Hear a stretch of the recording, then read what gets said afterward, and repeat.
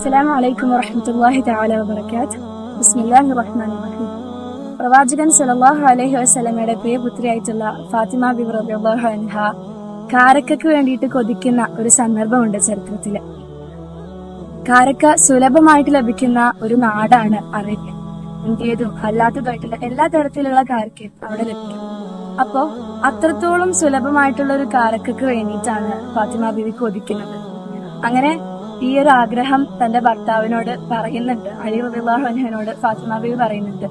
ഭർത്താവിന്റെ ബുദ്ധിമുട്ടും കഷ്ടപ്പാടൊക്കെ അറിയുന്ന ഫാത്തിമ ബീവി കുറെ കാലം ഇത് ഉള്ളിൽ ഒതുക്കി നടക്കുകയായിരുന്നു. ഒരിക്കൽ ഭക്ഷണം കഴിക്കുന്നതിനിടക്കാണ് ഇത് അറിയാതെ പറഞ്ഞു വന്നത്.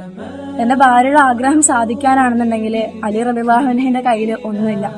അങ്ങനെ തന്റെ അരപ്പെട്ട പണയം വെച്ചിട്ട് അദ്ദേഹം കാരക്ക വാങ്ങിക്കാൻ വേണ്ടിയിട്ട് പോകുന്നുണ്ട്. അപ്പോ ഈ ഒരു ആഗ്രഹം സാധിക്കാൻ പോവുകയാണ്. ഒരുപാട് കാലമായിട്ട് ഉള്ളിലൊതുക്കിക്കൊണ്ട് നടന്ന ഒരു ആഗ്രഹം സാധിക്കാൻ പോവുകയാണെന്നുള്ള സന്തോഷത്തിലായിരുന്നു ഫാത്തിമ ബീവി റളിയല്ലാഹു അൻഹ. അതുപോലെ തന്നെയായിരുന്നു അലി റളിയല്ലാഹു അൻഹു. ഗർഭിണിയായ തന്റെ ഭാര്യയുടെ ആഗ്രഹം സാധിച്ചു കൊടുക്കാൻ കഴിയുന്നതിന്റെ ഒരു സന്തോഷം. അങ്ങനെ അലി റളിയല്ലാഹു അൻഹു കാരക്ക വാങ്ങി മടങ്ങി വരുന്ന സമയത്ത് വഴിയില് വിശന്ന് വലഞ്ഞിട്ടുള്ള ഒരു മനുഷ്യനെ കാണുന്നുണ്ട്. അപ്പോ ആ മനുഷ്യനെ അലി റളിയല്ലാഹു അൻഹുവിനോട് എന്തെങ്കിലും നൽകാൻ വേണ്ടിയിട്ട് ചോദിക്കുന്നുണ്ട്. അലി റളിയല്ലാഹു അൻഹുവിന്റെ കയ്യിലാണെങ്കിൽ ഈ കാരക്ക അല്ലാണ്ട് വേറൊന്നുമില്ല. അങ്ങനെ അലി റളിയല്ലാഹു അൻഹു ആ മനുഷ്യന് കാരക്ക കൊടുത്തിട്ട് വീട്ടിലേക്ക് മടങ്ങുന്നു. വീട്ടിലെത്തിയപ്പോ ഫാത്തിമ റളിയല്ലാഹു അൻഹ ചോദിക്കുന്നുണ്ട്, കാരക്ക എവിടെ അലി അറിയും?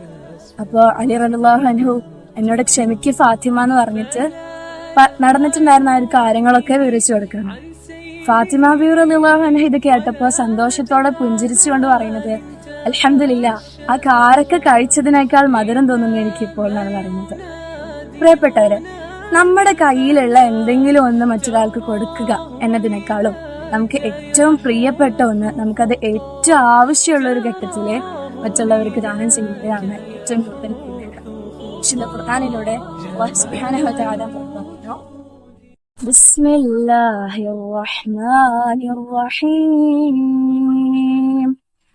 لن تنالوا البر حتى تنفقوا مما تحبون وما تنفقوا من شيء